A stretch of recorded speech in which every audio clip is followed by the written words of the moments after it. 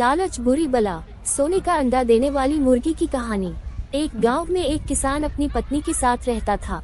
उनका एक छोटा सा खेत था जहां वे दिन भर मेहनत किया करते थे, किंतु कठोर मेहनत के उपरांत भी कृषि से प्राप्त आमदनी उनके जीवन यापन हेतु पर्याप्त नहीं थी और वे निर्धनता का जीवन व्यतीत करने हेतु विवश थे।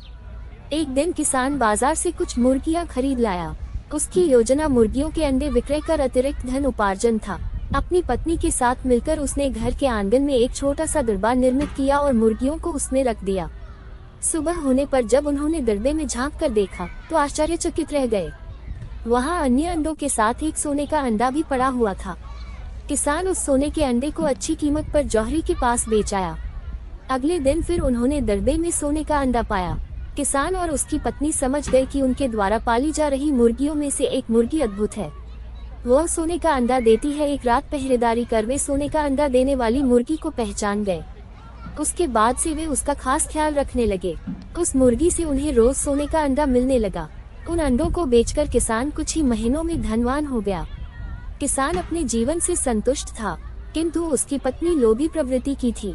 एक दिन वह किसान से बोली, आखिर कब तक हम रोज एक ही सोने का अंडा प्राप्त करते रहेंगे? क्यों न हम मुर्गी के पेट से एक साथ सारे अंडे निकाल लें। इस तरह हम उन्हें बेचकर एक बार में इतने धनवान हो जाएंगे कि हमारी साथ पुश्ते आराम का जीवन व्यतीत करेगी। पत्नी की बात सुनकर किसान के मन में भी लोभ आ गया। उसने मुर्गी को मारकर उसके पेट से एक साथ सारे अंडे निकाल लेने का मन बना लिया। वह बाजार गया और वहां से एक बड़ा चाकू खरीद लाया। फिर रात में अपनी पत्नी के साथ वह मुर्गियों के दरबे में गया और सोने का अंडा देने वाली मुर्गी को पकड़कर उसका पेट चीर दिया। किंतु मुर्गी भीतर से सामान्य मुर्गियों की तरह ही थी। उसके पेट में सोने के अंडे नहीं थे। किसान और उसकी पत्नी अपनी गलती पर पछताने लगे। अधिक सोने के अंडों के लोभ में पड़कर वे रोज मिलने वाले एक सोने के अंडे से भी हाथ धो बैठे थे। तो फिर क्या था? इसी को कहते हैं लालच बुरी बला। शिक्षा, लालच बुरी बला है। हमें किसी चीज में लालच नहीं करना चाहिए।